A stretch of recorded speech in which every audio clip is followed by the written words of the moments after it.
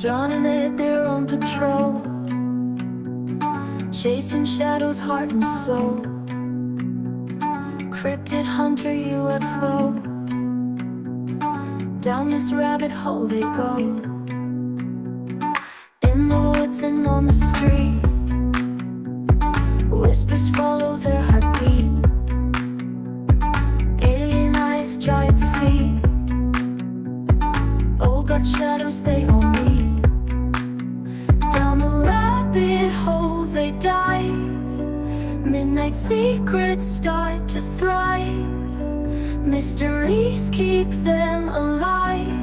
In the dark, does truth survive? Haunted houses, midnight calls, endless echoes in the halls. Ghostly armies, secret falls, every clue, they chase them all.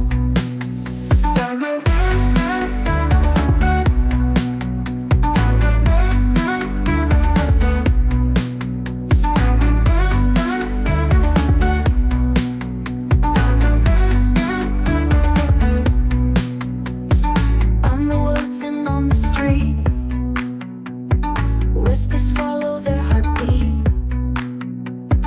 Alien eyes, giant's feet, all got shadows they all meet. Down the rabbit hole they dive, midnight secrets start to thrive. Mysteries keep them alive.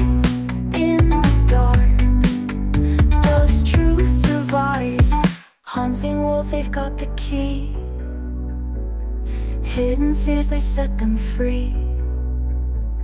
Cryptid hunter, you and me. Down this rabbit hole, let's see.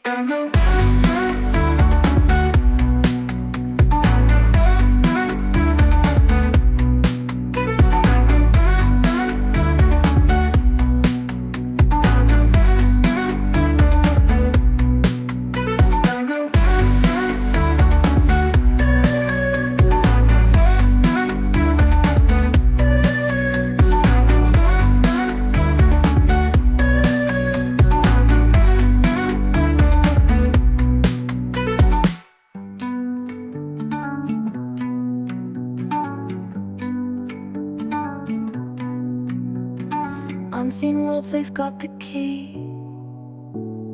Hidden fears, they set them free. Cryptid hunter, you and me. Down this rabbit hole, let's see.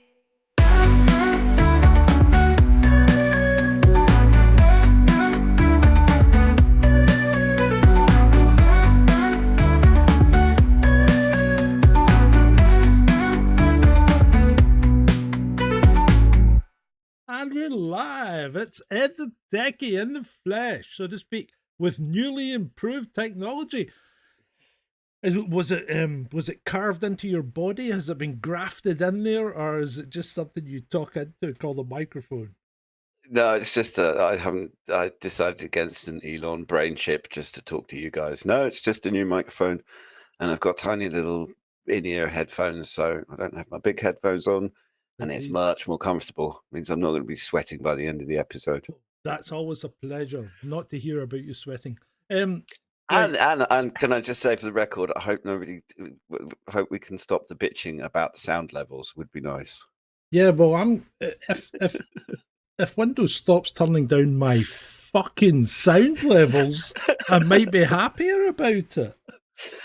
Oh dear. Because it's fucking done it as I'm looking at it. Why is it doing this? This is outrageous. How is my audio? Is it loud enough, people? I can hear you just fine. Yeah, you can, but you're not hearing the stream audio. That's the problem. So it's turning it down. The more I speak, the more it turns it down. It obviously hates me. It doesn't like the Scottish accent. Oh dear. Right. Okay. Let's get on with it. I tell you what it might be. It might be this fucking thing here. That's what it is. Auto gain control. Turn that shit off. Echo cancellation. Turn that shit off. You've gone a bit quiet now. You need to turn yourself up. Yeah, don't worry, I will. Cool. Right. Let me see. Yeah, because I had stuff turned on that probably I shouldn't have because I'm already doing stuff out with this program. And it shouldn't be doing anything. Right. How do I sound now? Right. I should be booming now. Am I okay? And when I say no, you're back to normal now. when I say booming, I mean talking to you in one of the most wonderful voices you've ever heard. Shut up.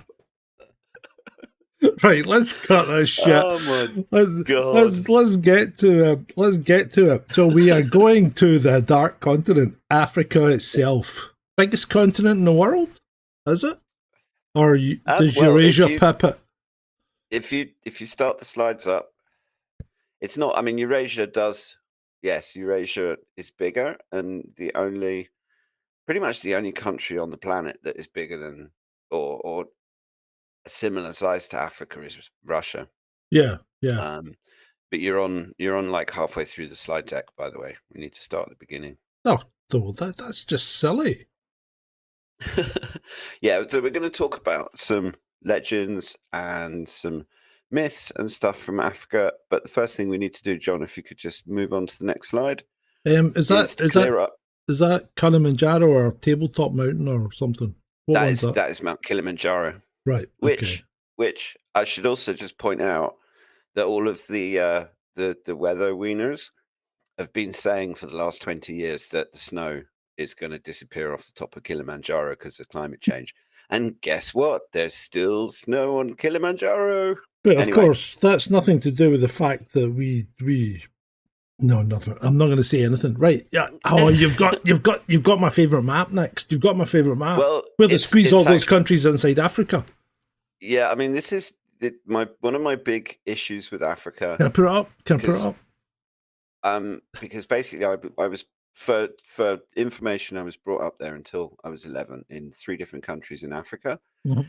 And one of the things that Europeans don't understand about Africa is just how big it is. And the reason for that is because of a man called Mr. Mercator, who came up with a map projection, which in an effort to put a round globe onto a flat piece of paper, you have to manipulate it because you can't, obviously, it just doesn't work. Yeah. And so what he did is he created a map where the lines of latitude get further apart the further you go from the poles, which has the effect of making Europe seem much larger and more significant than it actually is. So this is how big you think Africa is. If you move to the next slide. Yeah. Boom. This is how big Africa really is. So you could fit the US and China and India into Africa and still have a bit of space left over for some Europeans. Yeah. So it is absolutely. And I don't know if you see my cursor on screen. I don't know if you see that, but there's little old England, Scotland, and Wales up there in the top corner. Mm-hmm. I mean, the smallest if you look at a country like Zambia, which isn't by any means one of the largest countries on the continent, you could fit a large chunk of Western Europe into just that one country. Yeah. And it has, I mean, I can't remember what the last population census of Zambia was. It's probably up to about 10 or 15 million now. I mean, it's got an absolutely minuscule population. Yeah. So that's that out of the way. We now have an understanding of how big Africa is. The first place we're going is the Zambezi River. So, John, if you pull the next slide up. Oh, hold on, I've lost my mouse. Where's the mouse gone? Oh, right, got it. There you go. So we're talking about, I mean, it's not as long as the Nile, and the Nile's obviously the longest river in the world. I think the Zambezi might be in the top 10. Yeah. And I should actually pronounce it Zambezi. But it's pronounced differently in different parts of the world. Anyway. Yeah. So deep within the winding and treacherous currents of the Zambezi River, an ancient spirit is said to dwell. a being both revered and feared by the people who have lived along the banks for generations. This is the legend of Nyami Nyami, the guardian of the river and all who depend upon its life-giving waters. Now, in the telling of the Tonga people, which are a tribe that live in southern Zambia and northern Zimbabwe, if you look on that map, Mm-hmm. obviously you can see where Zambia and Zimbabwe are. There's a line there that says the Victoria Falls and Lake Kariba, Mm-hmm. and that's around the area of the Tonga people. And I mean, we're talking about a large land area. Now, the Nyami Nyami takes the form of a serpentine creature. Yummy, Its yummy. long, sinuous body undulating through the depths, its fish-like head breaking the surface with mighty splash. Some describe it as a river dragon, a primordial force that has watched over this land since time immemorial. Others whisper of a gentler, more benevolent spirit, a provider and protector whose favor is eagerly sought by those who ply the Zambese's treacherous waters. For the Tonga, Nyami Nyami is no mere myth or legend, but a tangible presence that has shaped the course of their history. They speak of a time when the creature lived in harmony with its mate, their combined power ensuring the Zambese's abundance and the well-being of all who depended on it. But then came the builders, the engineers who sought to tame the river's capricious flow, erecting a towering dam that would forever divide the two spirits. So if you go on to the next slide, we're obviously talking about the Kariba Dam, which used to be, I'm not sure it still is, it's one of the largest man-made lakes Is in that the world. Yummy Yummy there in the foreground? Yeah, if you go pretty much anywhere to any of the curio sellers in either Siavonga or Livingston or Kariba, which is the Zimbabwean town on the Zim side of the border, you will find people selling you necklaces and statues and everything with the Nyami Nyami. And it's kind of looks a bit like a big eel. But yeah, so It does look like an eel, mate. yeah. And so Nyami Nyami's wrath was unleashed when the Kariba Dam was built. The creature is said to have caused floods, earthquakes, and other calamities, fighting fiercely to reunite with its lost love. The Tonga watched in awe and terror, powerless to stop the destruction wrought by this river deity, whose anger knew no bounds. Now, it's one thing to point out that I think about 190 people died building the Kariba Dam. It was mostly built by Italians in, I think it was the 1950s, but I might have misremembered that. I mean, it's an absolute amazing piece of construction. But they actually had because the area was teeming with wildlife, like elephants and all that kind of thing, all of the animals that one associates with African safaris. And so they had this massive operation to rescue all of these animals that were being trapped by the flooding water. I think it was called Operation Noah or something like that. Again, I might Very biblical. Yeah, but it was, because it was a massive flood and they had to relocate a lot of tribes who were living in the river valley and all that kind of thing. So I mean, it wasn't, and this being the 1950s, and it was a colonial administration as well. Yeah. It probably could have been handled better than it was. So in the end, the dam was completed, but Nyami Nyami's mate was lost, condemned to the flooded valley that became Lake Kariba. And from that day forward, the creature has remained a restless, brooding presence, its distant cries echoing across the water as a constant reminder of the delicate balance that exists between humankind and the natural world. Today, the Nyami Nyami remains a potent symbol of Tonga's cultural identity, its image adorning countless talismans and carvings that are worn as protective charms. For the people know that should they ever neglect or offend this mighty river spirit, its wrath will once again be unleashed, its coils tightening around the Zambezi until all who depend on it are swept away. And so the legend endures, passed down through the generations, a cautionary tale of mankind's hubris and the consequences of tampering with forces beyond our understanding. For in the Tonga cosmology, Ngami Ngami is no mere myth, but a living, breathing embodiment of the river's power, a spirit that must be revered and respected, lest it seek to claim what was once its domain. So that's the Ngami Ngami, which is, I mean, it's a wonderful little story, and I mean the Tonga believe it. If you talk to the tribes people who live on the river, I mean, for them, the Ngami Ngami is not just a myth, and this is something that Europeans mostly don't understand about Africans and find it difficult to relate to them with. I mean, personally, I found that difficult.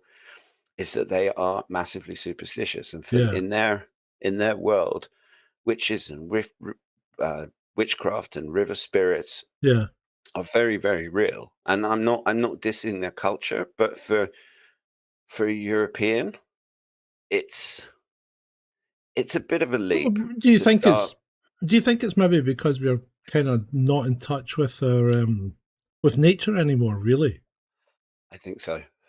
Yeah, I do, and I think we've lost something as a result of that. I think that the technology and the comforts are all well and good, but if it cuts you off too much from nature and from our roots, I think we lose something.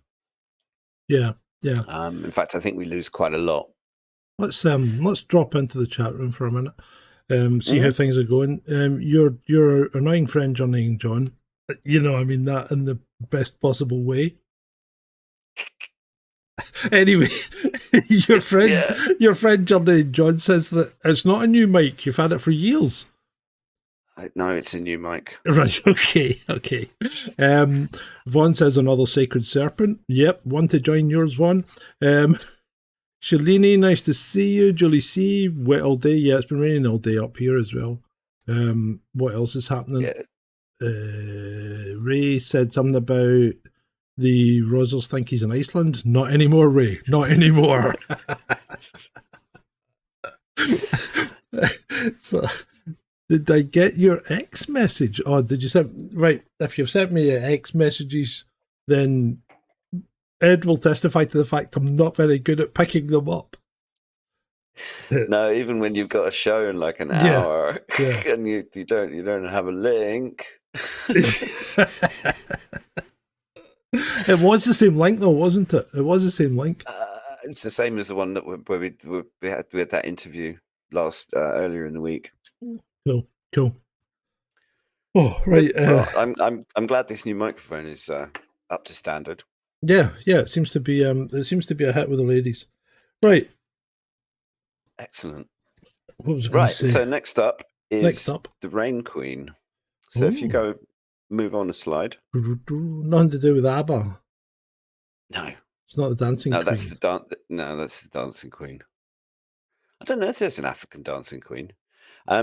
This relates to the Limpopo province of South Africa, which is, as you can see, just north. We've got Limpopo, which refers to the Limpopo River, which is another one of Africa's mighty rivers. It's in the chat. You can look at your stuff yourself. Shalini. What's Shalini's question? She wants to know where you lived in Africa. I mean, for God's sake, if you're going to ask a question like that, get it in at the start. Malawi, Nigeria, and Zambia until I was 11. Oh, are you a Nigerian prince? No, my brother was born in Nigeria. I was actually born in Devon, but my parents were in between Seychelles and Malawi at the time. So, right. So you are English. Half English, half Dutch. Yeah, I've got 2 passports. Yeah, okay, but you're English by birth. Yes, right. English by birth. There you go. You happy now, Shalini? Is there anything else, any other data that you'd like to gather from us in your data harvesting exercise? Did I learn any pidgin? No, we lived in Nigeria, but I was there between the ages of 3 and 5, so I was barely speaking any English. Now, nestled in the lush, verdant hills of South Africa's Limpopo province lies the domain of the legendary Rain Queen, a matriarchal ruler whose mystical powers have captivated the imaginations of people across the continent and beyond. If you move on a slide, we've got a picture because the Rain Queen is an actual person. And she's You also a didn't legend. you didn't catch malaria, did you? Yeah, no, I've had malaria. Oh, have Yeah, you? I had Bloody hell. malaria I had malaria when I was 3. And yeah, I mean, I never had it since. They say it can come back, but Yeah. it hasn't in my case. Oh, that's good. But it's probably the gin and tonic keeps it down. Yeah, as a doctor once said to me, sitting around a campfire in the Mfui National Park in Zambia, that with the state of modern I asked him that same question, and he said, "Well, with the amount of quinine that's in modern tonic, you need to drink about 4 oil drums full of Yeah. it." Okay. And could I just say, given what you've picked up over the last 4 years, how much credence do you put in the word of a doctor these days? These days, Nah, I'm less, only joking. For the purposes there, of there, YouTube. there are certain doctors out there that I will listen to, but not the vast majority of Yeah. them. Right, so this is an AI Rain Queen, is it? It's no, I think those are actual people. Are they? Oh, right, okay. Yeah, we're so used to seeing AI now. It's like its own AI picture. So she's where are we? For centuries, the Balubedu have I got that right? Balubedu people have revered this unbroken lineage of female sovereigns. So it's a matriarchal society that's run by the women. Each one believed to possess an extraordinary gift, the ability to control the very forces of nature. As the story goes, the Rain Queen's powers are intrinsically linked to the ancient cycad forest that surrounds her royal compound. This primeval grove, home to some of the oldest plants on Earth, is said to be imbued with the sacred energy that flows through the veins of each queen. It is here, in the solitude of this hallowed sanctuary, that the Rain Queen communes with the spirits of her ancestors, beseeching them to unleash the rains that nourish the parched land. It's When the the skies rain. yeah, I'm not sure how she does it. Are they related to? When Have they got any Scottish ancestry in there? well, Yeah, you probably not. buggers get everywhere. It wouldn't bloody surprise me. Although Malawi, actually, strangely enough, they call Malawi the Scotland of Africa because the landscape is reminiscent of your lovely part of the world. Oh, right, okay. I thought you were going to say they were all ginger and translucent.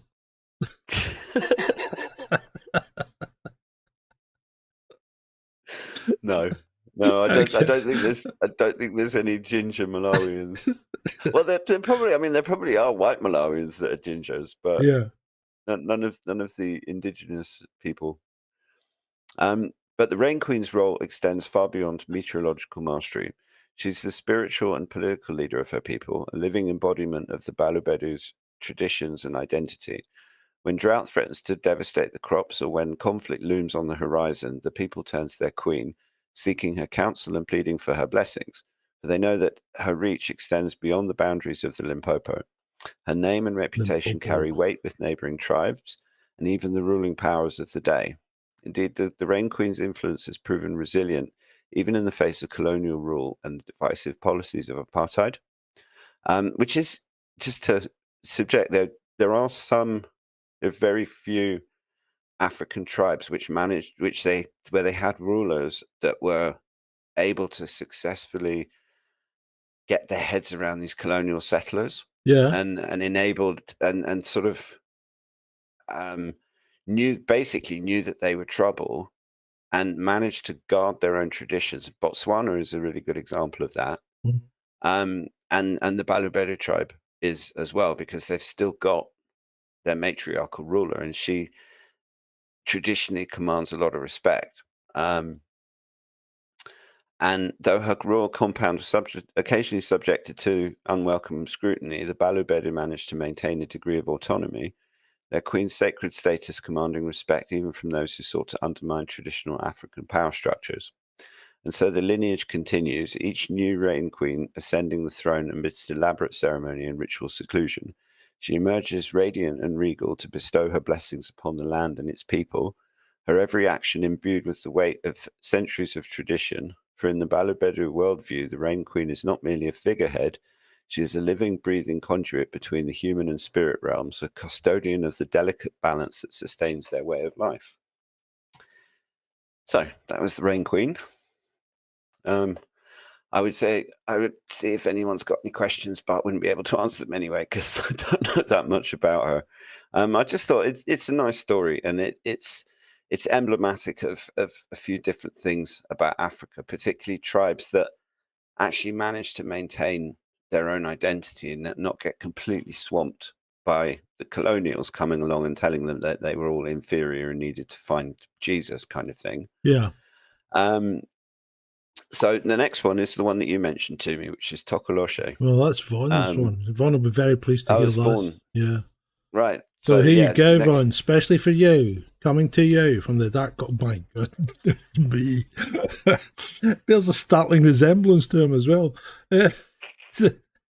So what's going on here then?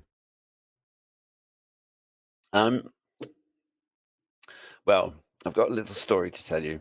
Oh. The shadows lengthen as the sun dips below the horizon, and with the coming of dusk, the whispers begin. Across the village of southern Africa, from the townships of Johannesburg to the homesteads of rural Zimbabwe, mothers hush their children with a single word, Tokoloshe. For this diminutive, mischievous creature is said to lurk in the gloom, waiting to prey upon the unwary. With its hulking ape-like frame, bulging eyes, and a single misshapen limb, the Tokoloshe is the stuff of nightmares, a malevolent entity summoned by the machinations of shamans and witches. Yet the Tokoloshe's legend is not merely one of terror and superstition. It is a complex tapestry woven with threads of culture, tradition, and the profound human need to explain the inexplicable. For the Tokoloshe is believed to be intimately connected to the spiritual world, conduit through which darker forces can manifest and wreak havoc upon the living. The stories of the Tokoloshe's exploits are as numerous as they are chilling. Some speak of the creature infiltrating homes, pulling the bed covers from sleeping children, or tickling their feet, tormenting them with its eerie laughter. Tickling their feet? Good grief. Well, yeah, I realize that much more horrific things happen to children in this day and age, but the whole point is just a little bit of fun and kind of, yeah. It's and kids also hate having their feet tickled more than quite a lot of other things. Now, others tell of livestock being inexplicably slaughtered, crops failing, and people mysteriously falling ill. All the work, they say, of the Tokoloshe's malicious hand. But the creature's powers are not limitless, for the Tokoloshe is said to be vulnerable to certain protective rituals, its mischievous ways thwarted by the elevation of one's bed or the placement of certain talismans. And it is the children, with their innocent eyes and untainted spirit, who are believed to be able to see the Tokoloshe in all its ghastly glory, raising the alarm before the adults can react. Well, that's actually quite interesting, because we've touched on this on a number of occasions, haven't we?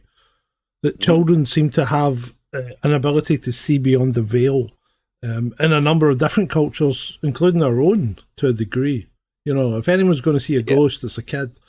If anyone's going to be able to tell you about a previous life, it's a kid, you know. And as you grow older, these things. I mean, I remember when I was younger, we lived in Rosyth in this house, and there was one part of the house that I just detested going near, and it was at the top of the stairs, and I just was terrified of it. I was just terrified of it, and I used to think I could see a black thing lurking in the corner of the, you know, the hall, and I mean, it's probably overactive imagination, but I would feel it was pursuing me down the stairs. But once you got to the bottom of the stairs, you turn around and there's nothing there, you know? That's it. I mean, it's the child's imagination. I think that children, until the adults get their clutches on them and they start having to. Well, we're talking about that. We're thinking of doing a Jimmy Savile episode, aren't we? Oh, could we not? Sorry, carry Can we on. not? Carry- Can we not talk about children and then Yeah. segue into Jimmy Savile like a bunch of freaking Carry weirdos? on, carry on. Jesus Christ. Okay, so where are we? Yeah, well, the Sorry Tokoloshi is to not put a you creature of the. It's not just a. No, I'm just It's connected to the vacuum. So Johnny and John says the countries we all know are not the nations known to the African people before the invaders came. Well, yeah, I think there is a bit of that, John, and I think I might touch on this once Ed's finished his soliloquy. It's what John. I mean, John is absolutely right because Yeah. the boundaries of Africa. I mean, there are some exceptions. For example, the Botswana, Yeah, which are almost one homogenous tribe. The Swana, I think. but you can possibly. say the same thing about any country. I mean, you can say the same thing about the United States. You can say the same thing about the UK. Well, you quite. can. Of course you Well, can no, about the because- United States. I mean, Well, you could- before the invaders came, the place was inhabited by Native Americans, was it That's not? true. Yeah, no, that's true. I mean, Yeah. the states, yeah. Yeah, and before same is true of the before the Middle East. Romans came, we didn't have a Londinium. You know, I mean, there was no chance of Can becoming the mayor because we just didn't have mean, it. You know. Well, there was the Sykes-Picot Treaty that divided up the Middle East. I think Yeah. it was the treaty. I think it was the King of Italy that sat down with a map of Africa and a ruler and just drew out lines dividing it up amongst European powers. And that's what largely formed the borders of the states.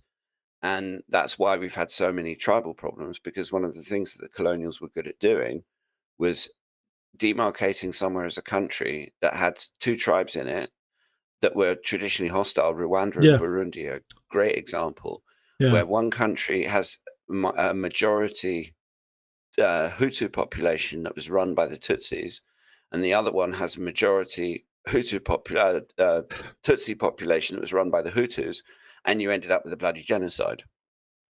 Yeah. Because those, Yeah. You can't see Wakanda, Brit, mate. It's hidden. You know, in the maps, you can't see it. It's hidden behind a force field. You'll never see it, mate. so have we done Tokoloshe? Mm-hmm. I think so. I think we've done it to death. Yeah, it's a manifestation of unseen forces that tug at the edges of our understanding, a reminder that even in the modern world, there are still mysteries that defy explanation. Yeah, we was Okay, kings. So now we're there's going more to- Tokoloshi here.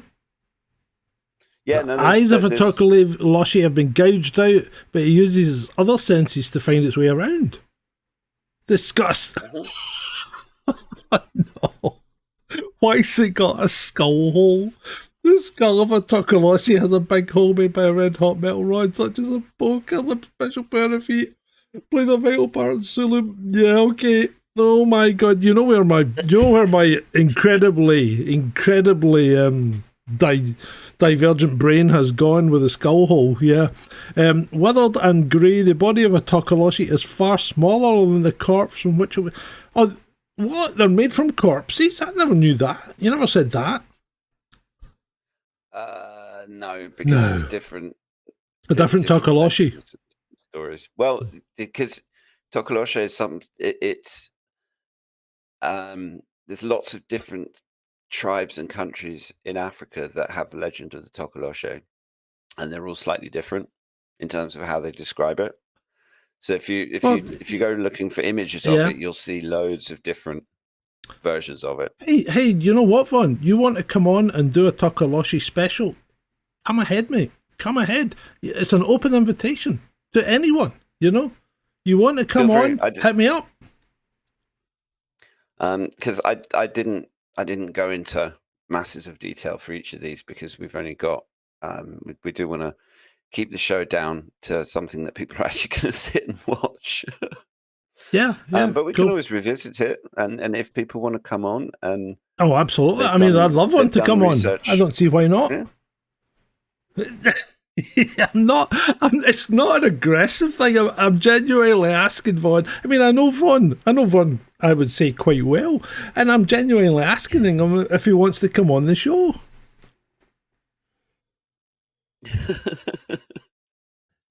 Vaughn's actually bought me a drink, so I actually can call him true friend. Same as Ed. Yeah, I haven't scratched the surface, Vaughan. That's just that I'm just giving people a little bit of a thing, and we could go on for hours about Tokoloshi. Yeah, But yeah, that's what your last girlfriend said as well. well, I mean, if Vaughan wants to come and do a show with us, then that would be fun. Right, Vaughn moving talks on. shite though. Vaughn is the master of misinformation because I do not believe he has a twerking Tokoloshi tattoo on his butt cheek.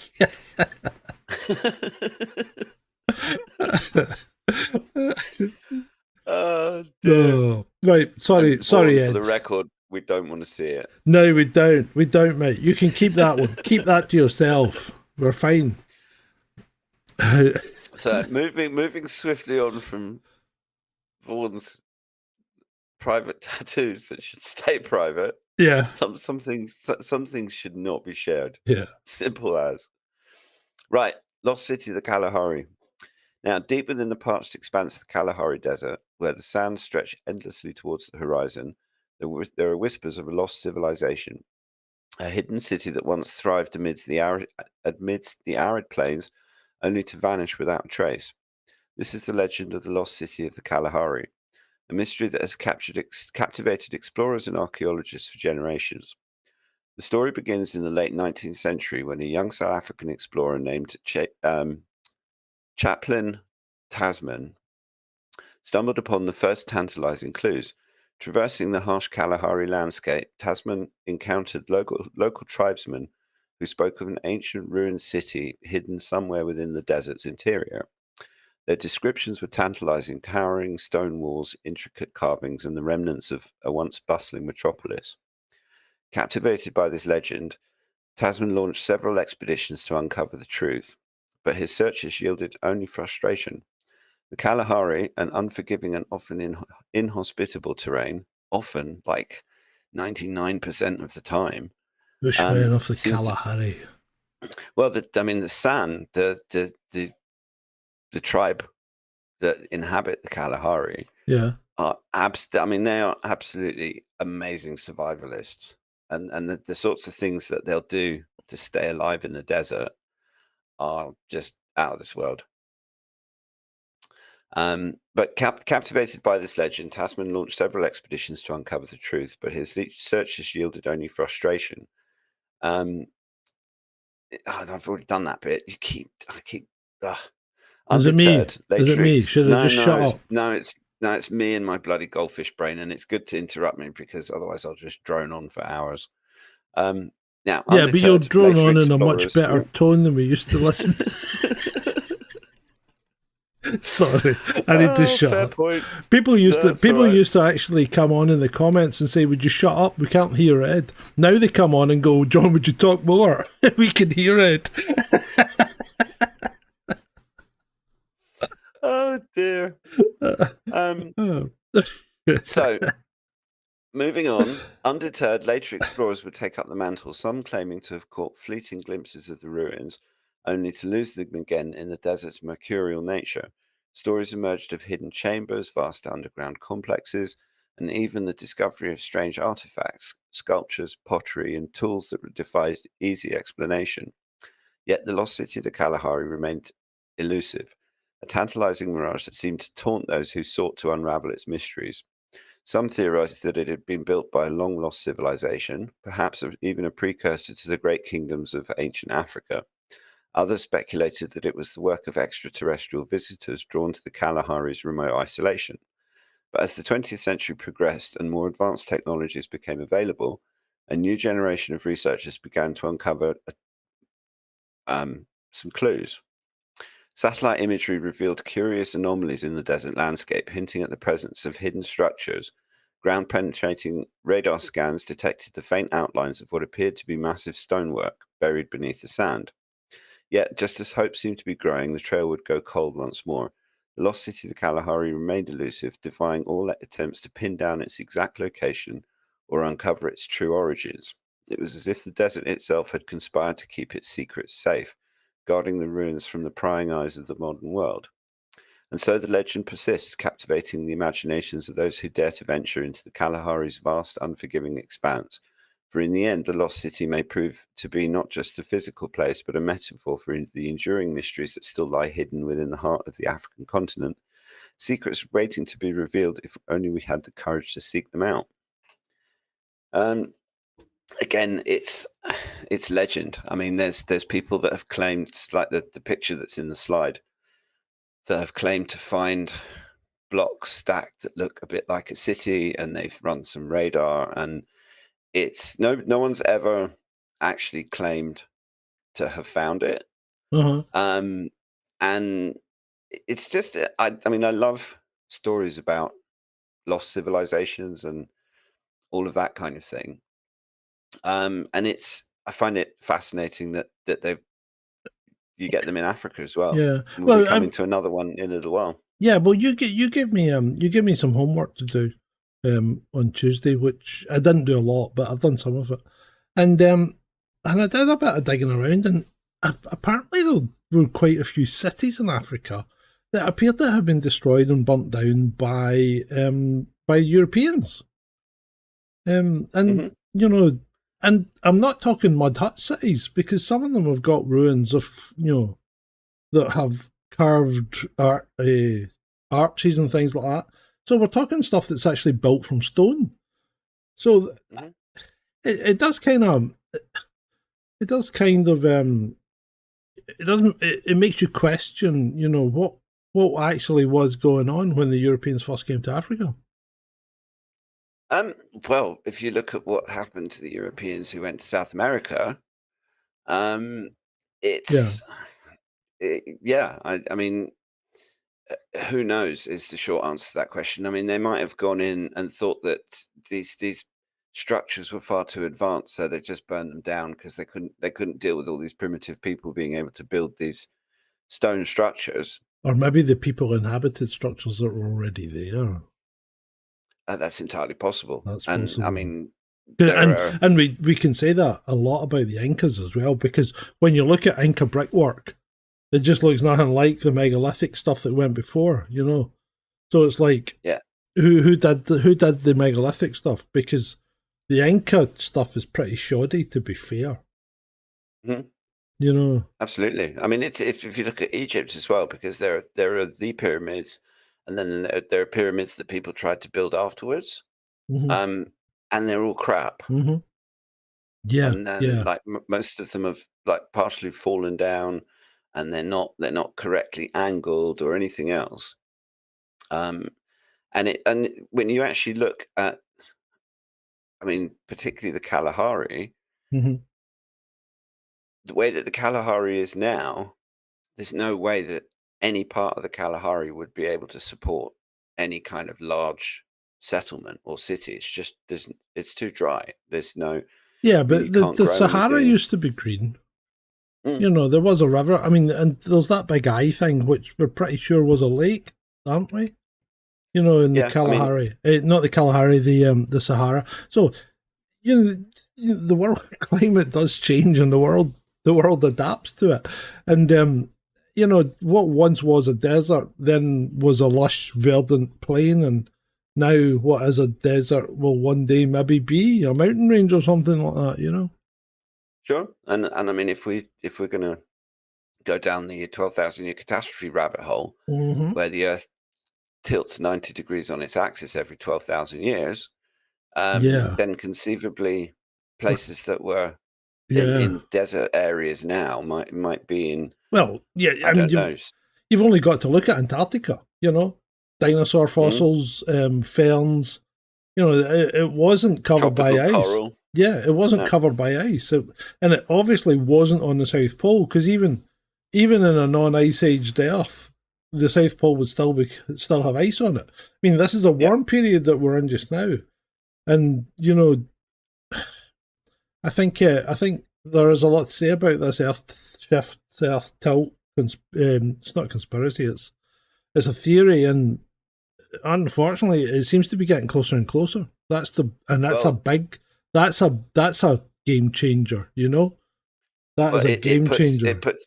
I mean, all of these internecine problems, that all these wars and all of this money that we're pissing away on frivolous nonsense. Yep.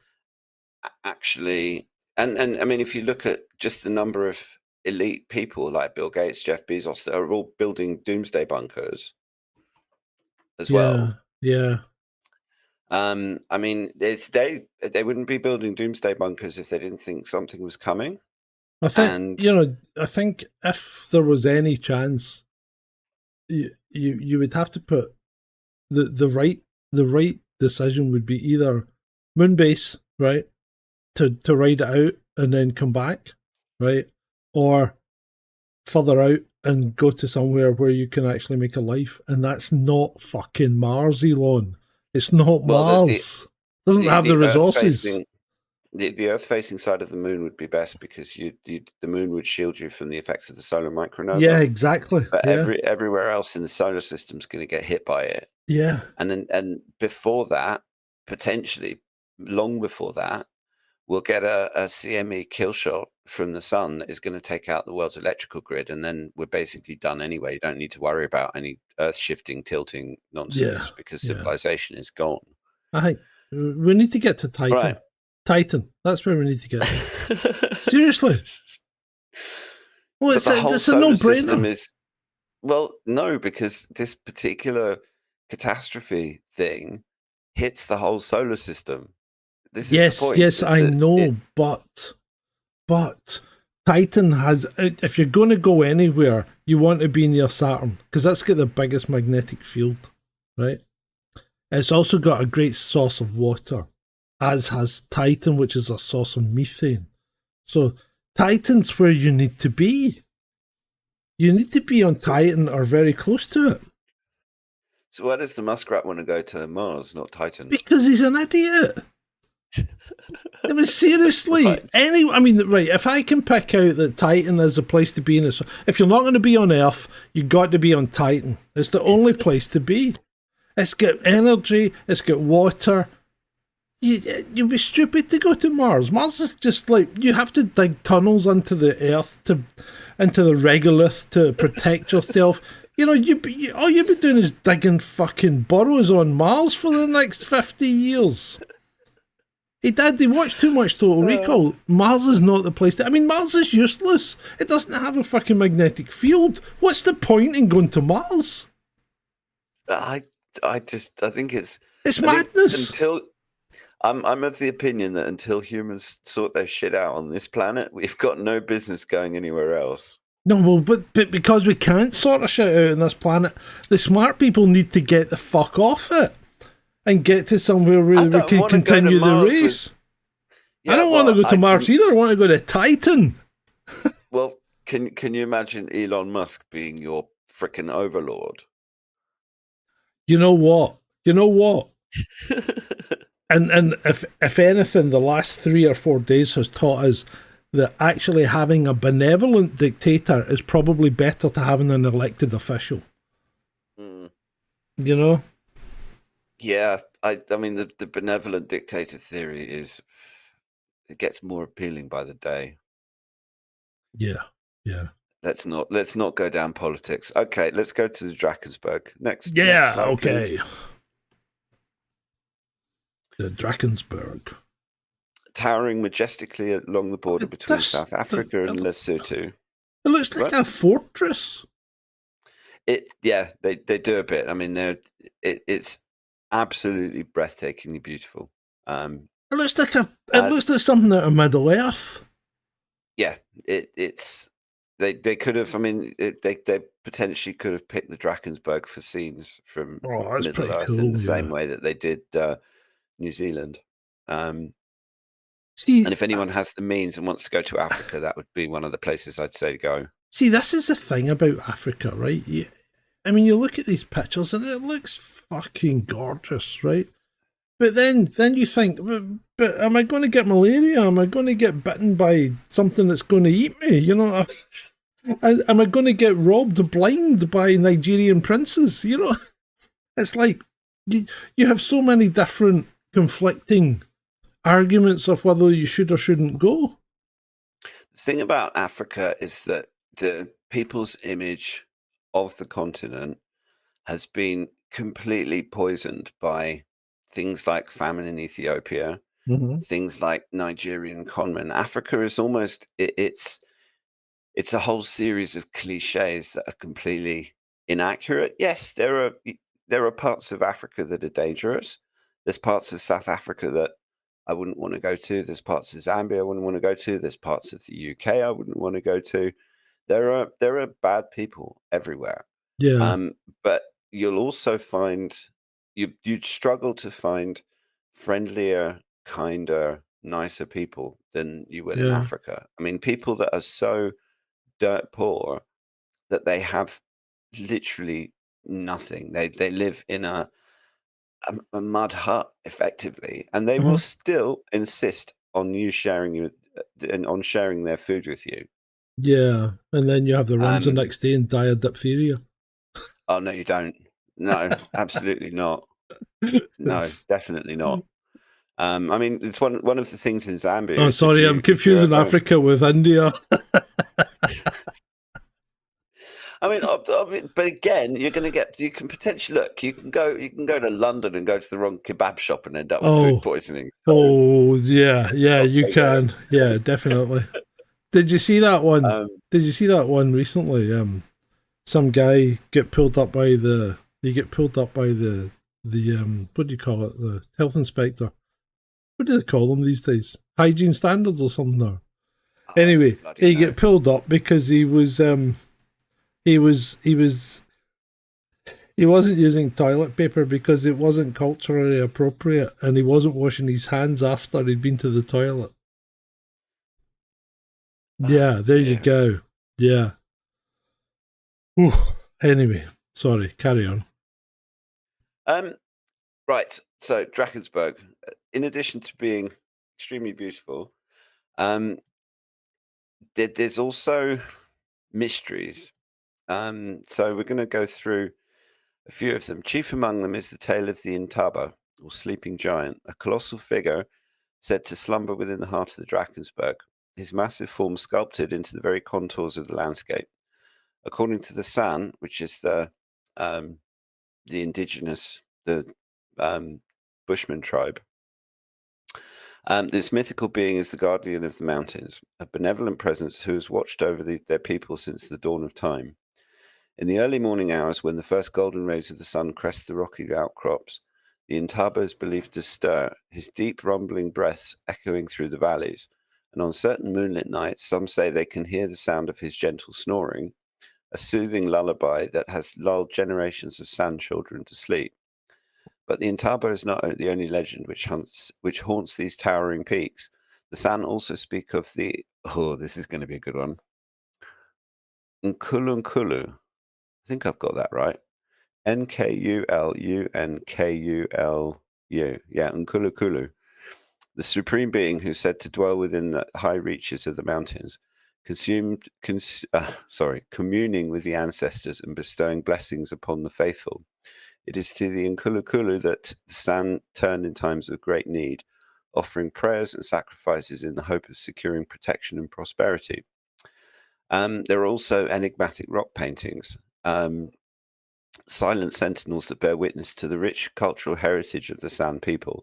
Thousands of these evocative images, some dating back centuries, are scattered across the Dragonbergs, sheltered overhangs and hidden caves, their vibrant hues and intricate designs hinting at the deep spiritual beliefs and cosmological worldviews of their creators.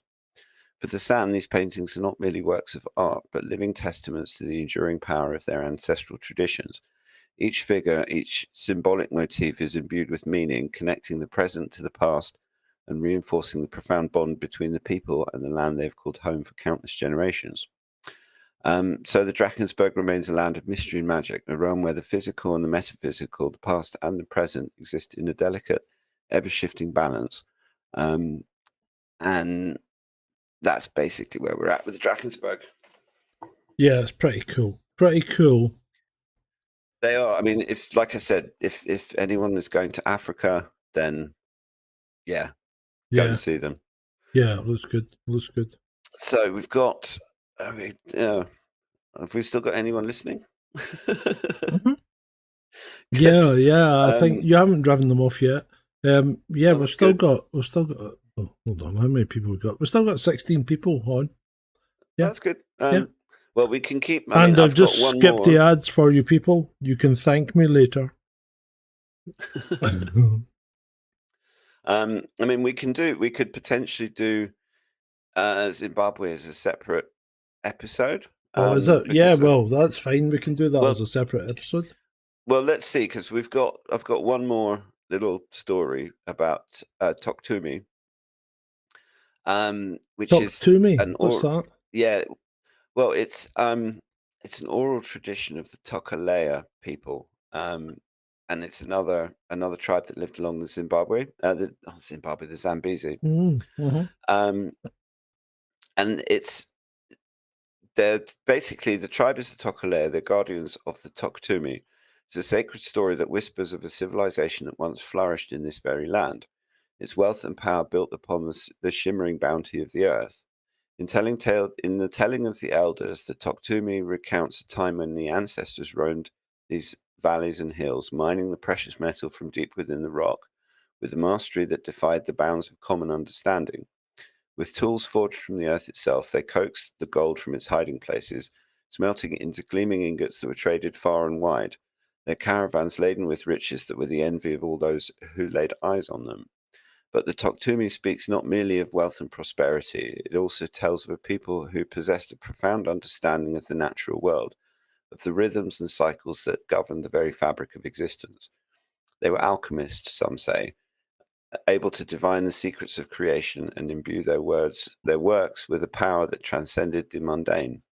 Their cities, their monuments, their very way of life, all suffused with a celestial energy that could be felt in the beating heart and the whispering of the wind. And at the heart of this golden age, the Tokalea tells of a mighty ruler, a king whose very name has been lost to the ravages of time, yet his legacy lives on, for it was he who oversaw the expansion of the mines, the growth of the trading networks, and the blossoming of a civilization that stretched from the Zambezi to the distant shores of the Indian Ocean. His was a reign of unparalleled splendor, a time when the people of this land knew no want, no strife, only the boundless prosperity that flowed from the earth's abundant gifts.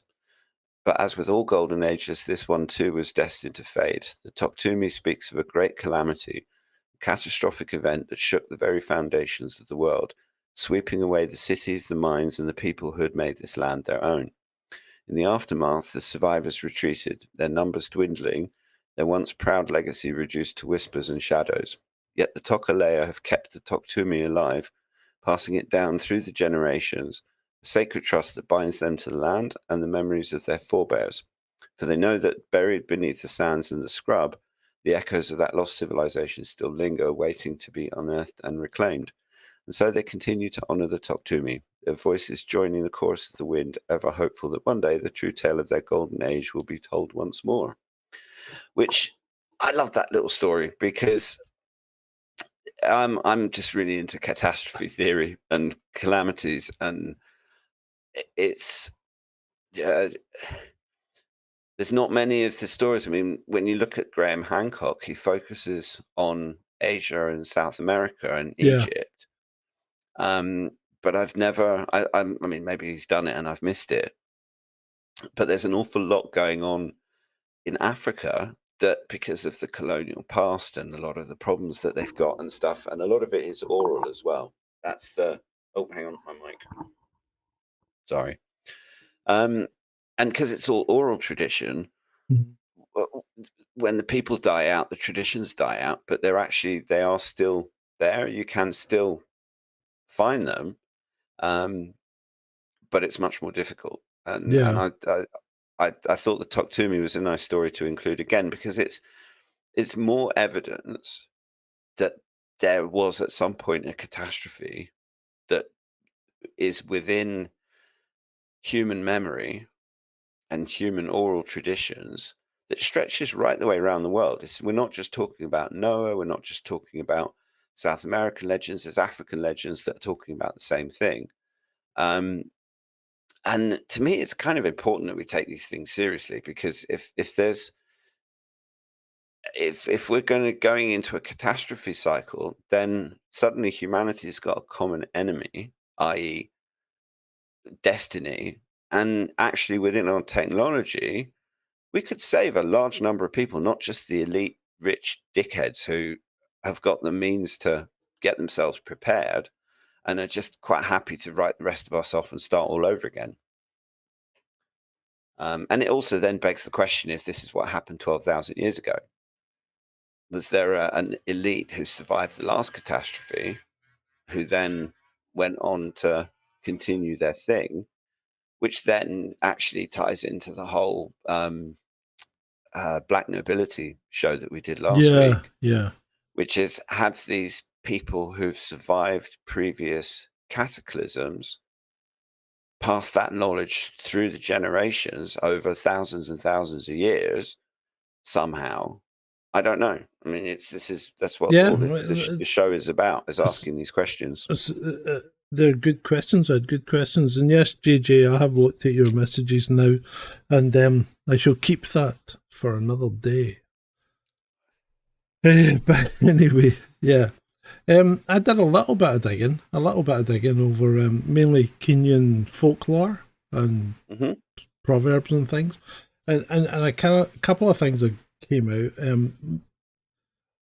Many myths include how gods were bestowing gifts on peoples, and the Maasai have one in particular. So they have this legend that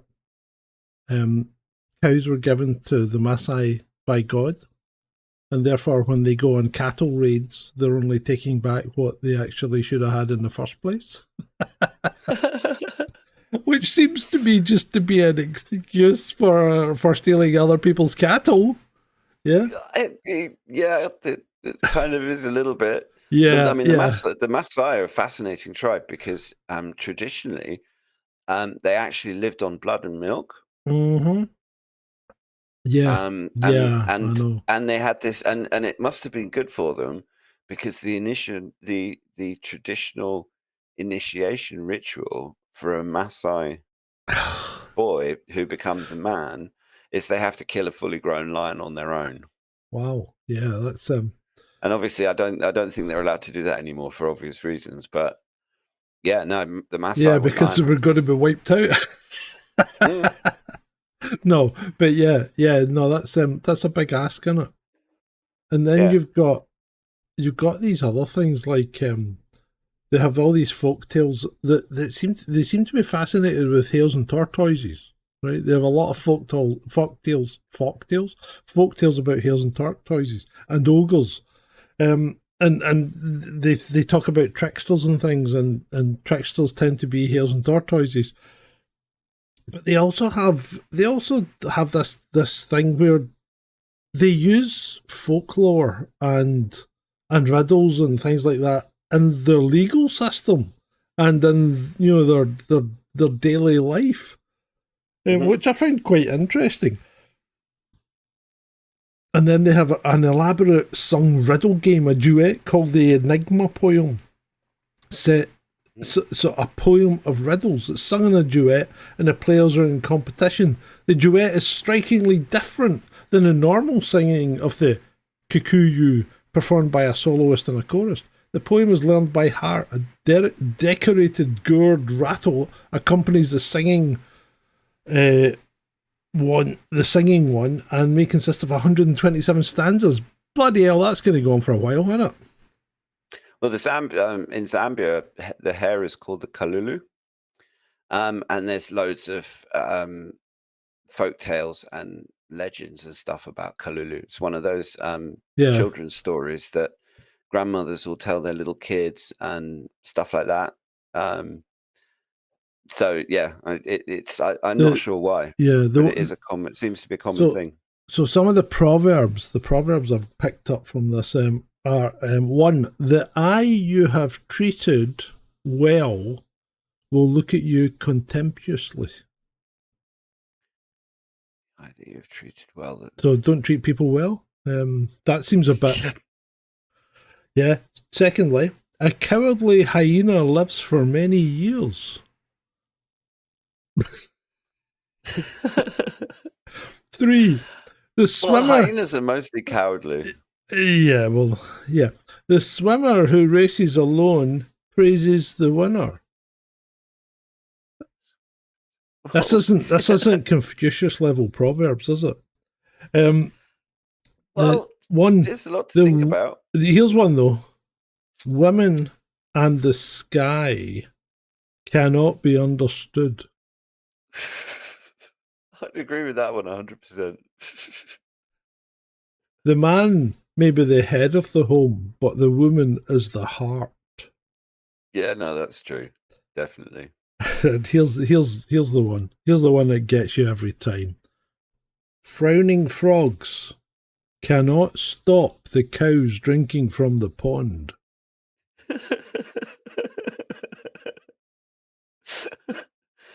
That one's right.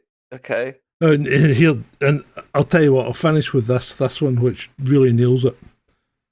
When elephants fight, it is the grass that suffers. Also, the elephants. But yeah, the grass is not going to be having a good time. But then you'd be actually surprised. One of the things that when I rode on an elephant that I was really surprised with, because bearing in mind this is a massive African bull elephant, and they're almost twice the size of your average Indian elephant. Mm-hmm. So I'm talking about a very, very large creature. Yeah. But when when they walk through the bush, they're almost silent. Yeah. The softness, because you would think they would stomp around. I mean, a big heavy thing moving around like a mini brontosaurus. Yeah, but look at me. Look at me. I'm not small, right? But my wife is continually freaked out by the way that I appear without any sound.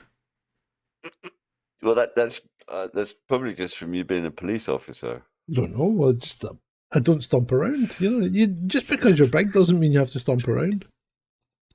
Kenyan radio and television shows use folklore as part of their daily programming. Oral literature is part of the secondary and university syllabus. Part of the requirement in these classes is for students to collect folklore from their parents and grandparents. That's quite good, actually, because it continues that oral tradition, doesn't it? I think that's a bloody excellent idea. I think all countries should do that, actually. Kenyans believe that folklore is an important part of their heritage and culture and are taking steps to preserve and encourage folklore and education. I quite like that. Yeah, me too. And while global culture in the shape of movies, music and literature is replacing folklore, Kenyans are actively involved in its maintenance. And I tell you what, people, as part of that, and just segueing into something that I may do over the weekend, is I've got a whole new selection of bad African movie posters. Oh, the last lot were hilarious. Oh, I did some last night. I redid them last night. I think I went through both of the first two sets, but I have a completely new set. If you liked it, let me know. What? I tell you what. You want to do it tomorrow night? Right, I tell you what. Ben, our little friend Ben, who's too ill to come on the show, but is going to Chessington tomorrow, isn't doing all that again. So there's a space. So if Vaughn, if you want to come on and talk about your Tokoloshi, fine. And Ed, if you want to join me for, hey, the more the merrier. I might be able to. The more the merrier. I may have a family commitment, and if not, then I probably can. Anyone that wants to come in, just give me a shout. And we can have a big session, because I've now found software that lets me have as many people as I like, basically. That's going to get awkward. But this has worked pretty well. But I can mute them and unmute them if required. So if someone if say John and John was on and was just completely monopolising the chat, I could just mute them. But yeah, I think this works better than the last software that I had to pay for. Because this is basically OBS plus this other thing called Video Ninja, and it's pretty good. Mm-hmm. And the beauty is it lets me adjust Ed's volume, so we should be on an even keel here, because I'm looking at the meters and it's looking pretty good. Yay. That's always good. Did Johnny and John live in Africa with you? No. Did he live in Africa? No. So is he just like pretending that he really knows everything about Africa, or does he just know everything about everything? I'm not answering that question. You know I love you. You know I do. Yeah. Yeah. So So yeah. I mean, no. Well, we've only got one more. Go on then. Which, Go on then, well, mate. Give us I'm it. not gonna read the whole thing, but it's if you go to the next slide, there's Oh, we've got to an go back to the enigmatic slides. city. Oh yeah. Yeah, What, the Great Zimbabwe Ruins thing? yeah. Yeah, I can go back there. Which There we go. is given the level of technology and stuff of the indigenous people, in terms of how they built their villages and stuff like that. Big stone constructions like this are unusual, to say the least. Yeah, yeah, I mean, some of them are 36 feet in height, and they encircle an array of structures that once formed the heart of a thriving medieval civilization. The thing about the Great Zimbabwe ruins is that they've, I mean, they say that it was a prosperous kingdom that flourished between the 11th and the 15th centuries. Its wealth built upon the lucrative trade in gold, ivory, and other precious commodities. Um, and I mean, it's a massively complex site. You've got stone towers, ritual enclosures, intricate drainage systems. It's a level of architecture that is, uh, put it this way: when the colonials turned up and they saw that, they didn't know what to do with it because it completely defied their whole yeah, racist understanding of the local tribes. But it's also a testament to how different, because when the white people turned up in Africa, they didn't find the indigenous people living in these big cities. I mean, yeah, certainly exactly. in some parts of northern Africa. I mean, you've also got places in North Africa like Timbuktu, which is an actual place and is at the heart of an old trading empire, which suggests again what we were talking about earlier, that the Sahara wasn't always as inhospitable as it is now. Um, but the other thing in Zimbabwe is they found ancient gold mining.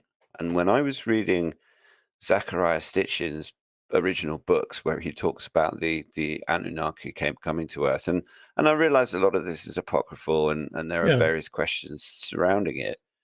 But there are lots of stories of ancient civilizations. I mean, the one that we've just covered, the Toktumi, is a good example of that. That there are local legends of these thriving civilizations that clearly had a level of advancement that is surprising given where they were, and intricate construction, and you don't know what sort of civilization existed within that, because if a society can build these massive stone towers and stuff, then there has to be a level of civilization which accompanies that. They have to have workers, they have to have organization, they have to have sanitation, all of hmm, these kind of things that go with that. Um, but where did they go? And the thing with Stitchin is he talks about the Anunnaki coming to Earth to mine gold thousands of years ago. And then you hear about ancient gold mines in Zimbabwe that just don't make a lot of sense. yeah, And me having the kind of brain that I've got kind of puts those together and says, well, maybe that's where they were. yeah, But also, what happened to the people who lived in this place? Because we're not talking about small mining operations. Archaeologists have uncovered evidence of extensive gold mining activities right the way through Zimbabwe, particularly in the areas around the Great Zimbabwe and Mberengwa region. Thousands of mining sites, shafts, and quarries have been identified. The techniques used by the ancient miners were quite sophisticated for the time period. They used stone hammers, chisels, adzes to extract gold bearing quartz veins from the rock. They also developed effective water management and ore processing methods. These are not simple. I mean, taking gold-bearing rock and turning it into a piece of gold is not a simple thing. I mean, this is not hunter-gatherer levels of technology. No, it's not. So what happened to the people who built that? Yeah, And what not more to the point, what happened to their skills? Yeah, and what happened, or what caused all these round enclosures that are scattered throughout Africa? You know, these round rings of stones that are on the ground, and they're not specific to a particular place, are they? They're scattered all across Africa, and nobody's got an explanation for them. I mean, they come up with things like sheep pens, and it's like, no, not really, no. I don't think that. I'm not wearing that one, you know. Sheep Well, pens. I mean, you look at the picture on the slide, and I mean, that's you wouldn't build a sheep pen that's 35 feet. No, up I know, but those round rings of things everywhere, you know, what are they all about? They're just weird. But there's so much weird. Well, I'm glad of it because it gives us a show. Yeah. It gives us untold different things to cover week after week after week. It does. And I mean, the Zimbabwe ruins, and I mean, we could always come back to this one. I did make more notes, but I'm a little bit conscious of the time. But there are some things that suggest that these Zimbabwean ancient gold mines may well be a lot older. The first one is obviously the Toktumi oral tradition of the Tokalea people, which talks about a prehistoric golden age and a civilization that was finished off with a big cataclysm, which would make sense. Yeah. And they do talk about a highly advanced civilization that possessed sophisticated knowledge of metalworking, including mining and smelting with gold. There's also the Nebuchadnezzar myth, which is some researchers have drawn connections between the Tokutomi tradition and the biblical story of King Nebuchadnezzar, who's said to have traveled to a mysterious land in search of gold. Right. And proponents of the pre-flood civilization theory suggest that this myth may contain echoes of real historical events relating to ancient gold mining in the region. There's the legends of the Nyami Nyami, for example, actually point to potentially deeper spiritual and cosmological significance, which is also attached to the mining traditions. Some scholars have noted parallels between Zimbabwean gold mining practices and alchemical traditions found in other ancient cultures, which hints at esoteric knowledge like that being shared.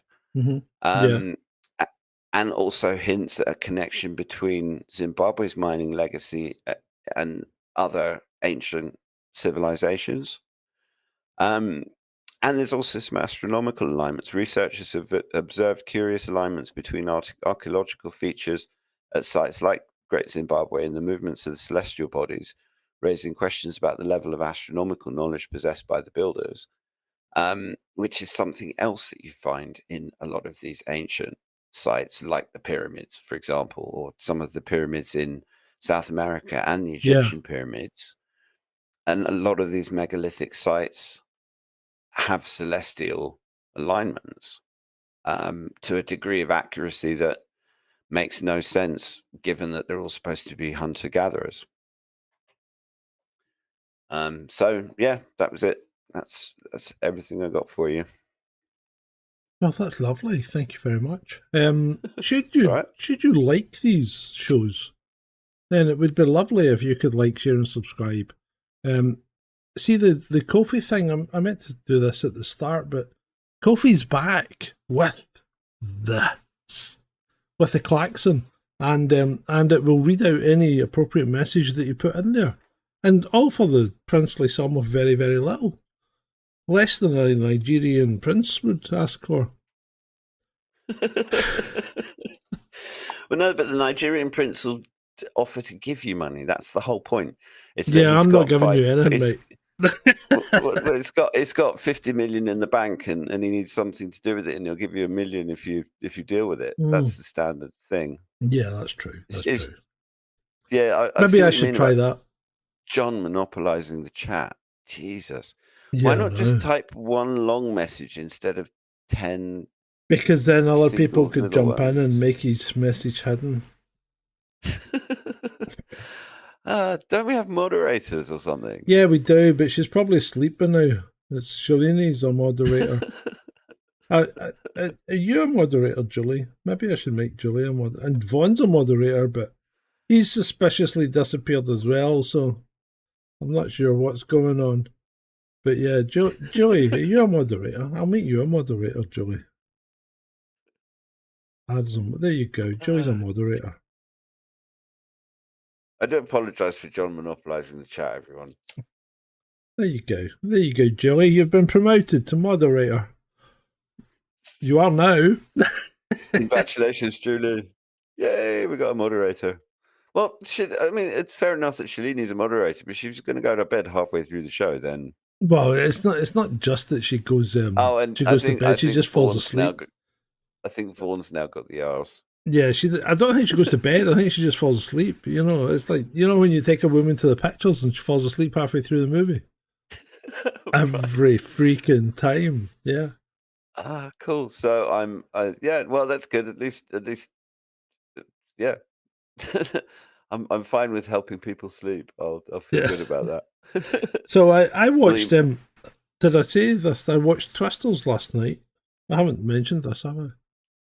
Twisters, which is it's that new movie that it's actually done quite well at the box office. It's a tornado film. Yeah, it's a tornado film. It's based basically on Twister. They haven't done a remake. I hate remakes. Well, it's not supposed to be a remake. It's supposed to be a sequel. But okay. I'm going to give you a Grumpy Scott review tomorrow, and I think you might be interested in it. Well, your last Grumpy Scott review put me off Wolverine and Thingamajig completely. Oh, hey mate, I was really disappointed in it. You know, I was really looking. I went to the pic. I paid to see that. It cost me like 12 quid. And you know, thank you for taking one for the team. Yeah, I mean, it was. Don't get me wrong. It wasn't a completely bad movie, but it's not as great as people were making out. It's just, I mean, I would watch it when it comes up on telly again or whatever, but I wouldn't bother. I wouldn't bother making a special trip out to see it. So, but and Twisters is another big grossing movie, and I think you might be disappointed in it as well. But I'm not alone. You know, a lot of people have jumped on that this is a brilliant movie, but this is the saviour of Marvel, and I don't think it is. I don't think it is saving Marvel at all. In fact, it seems to be a bloody infight between. You know, I mean, why would a director have so many references to what's going on in studios and the people and the producer, and you know, it just it's. Why can't people come up with new ideas? I know. I mean, it's because the system stifles anything new. You have accountants running everything, and it's all about money, and it's all about now it's all about all this bloody woke messaging as well. And it's like there's no. I mean, back in the day, you could just go and watch a movie, and it would just tell you a story, carry you off into a fantasy world. Exactly. It's not trying to preach to you. It's not trying to tell you how you should live. Mm-hmm. It's not trying to nudge you into a particular it's form there of behavior or to entertain you, to take you away into fantasy land where you will be entertained, and that's what you want from a movie. It's somewhere where you can go for a couple of hours and suspend disbelief. Yeah, and just Absolutely. Forget about things that are worrying you or whatever. And that's not what Deadpool does. Because breaking the fourth wall is fine in moderation, because that's the kind of Deadpool thing. But not when you're fucking driving woke. Well, it's not even woke. Not when you're driving, you know, digs at the studio that made the movie at you. You know, I mean, why? Why would you do that? just the whole bloody thing is it's just I can't. I don't know. I spend an awful lot of time going back and rewatching old movies, or going back and watching Mhm. old movies that I haven't seen before, or Yeah. just not. I don't know. I mean, 2024 is a pile of arse. But just probably certainly the last 5 years worth of movies. I mean, June 2, I enjoyed that, and Well, that was yeah, basically. it was okay. It was okay. I mean, it wasn't trying to ram ideology down your throat. It's maybe No, if you're not, if it you're, was pretty faithful to the book, to be fair, right? I quite enjoyed it as a movie. I preferred David Lynch's version, and David Lynch hates David Lynch's version, right? But I really liked David Lynch's version of June, and it gets the whole story in one movie, you know. Whereas Denis Villeneuve's vision involves a lot of looking, right? So there are numerous scenes where characters just look. You know, you'll get a scene of a character looking to the left and then looking out over the Sea of Dunes and then looking closely at the sand. I did a whole video about the looking, right? And I think it was 6 minutes, and all it is clips of people looking. That's all it is. And I mean, this guy, Denis Villeneuve, and you know, June's not a bad movie, right? It's not a bad movie. I don't think it's as good as the first one. And not the first one, because the first one didn't actually happen. But I don't think it's quite as good as David Lynch's version, because I really liked that. But that's maybe just me. But anyway, Denis Villeneuve's mission, a stated mission, is to make a movie without any dialogue in it, right? And he got close on June. What the fuck is Johnny and John going on about now? He's threatening the audience. I'm trying to ignore him. I'm just not even going to go there. Yeah. So yeah. I mean, we can maybe talk about movies tomorrow night as well. What I'll try and do is I'll try and put the if you can make it, you know, and there's no pressure on you, mate. I just need to check with my brother. I know. I'm not sure when they're arriving. Hey, bring your brother along. Yeah, not going to work. But does he look like you? No. No. Okay. All right. So yeah, let's what was I going to say? Yeah, I'm gonna see if I can put the Grumpy Scott review of Twisters out before tomorrow night's live show. And Vaughn, if you're up for it, jump in, mate. Just let me know. You know how to talk to me. Right. Anything else? I can't think of anything. Thank you, everybody, for listening, and I hope people enjoyed it. And yeah, I apologise for my friend monopolising the chat. Hey, they're still hanging around. There's people still hanging around, so they must have enjoyed it to a certain degree. But as always, it's been great for you. 'Cause I don't give a fuck what you say. Yeah, I'ma do shit my way.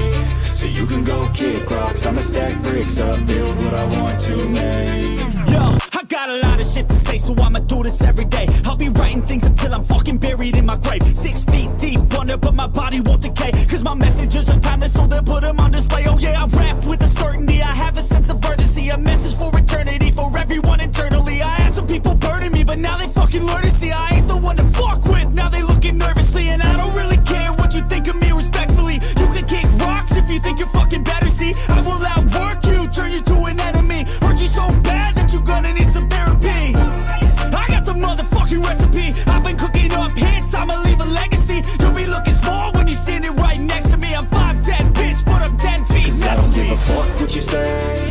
Yeah, I'ma do shit my way. so you can go kick rocks. I'ma stack bricks up, build what I want to make.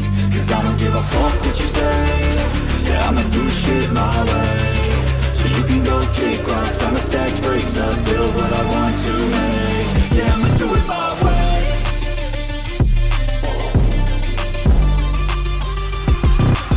I can't contain it, I'm coming out with a statement. You really changed, man, all your music and arrangement. You don't know shit, shut your mouth, you can save it. I'm the same dude that got his come up from the basement. 100 songs, 100 weeks, didn't change it. Experiments, development, intelligence, and patience. I'll do it all again, cause I never feel complacent. Let's keep the good vibes, positivity's contagious. I'm never looking back, cause I made a life that's passionate. A college graduate suppressing all his talents, yeah. He found a way to go and change, become an advocate for taking control of your life, go out and battle. And you think you have a dream, then act on it. Get after it, get out your head and fucking capture it. You got one life to master it. Don't give up on your future, we all start losers. We're all late bloomers, gotta struggle through the sewer. What you say? Yeah, I'ma do shit my way, so you can go kick rocks. I'ma stack bricks up, build what I want to make. Cause I don't give a fuck what you say. Yeah, I'ma do shit my way, so you can go kick rocks. I'ma stack bricks up, build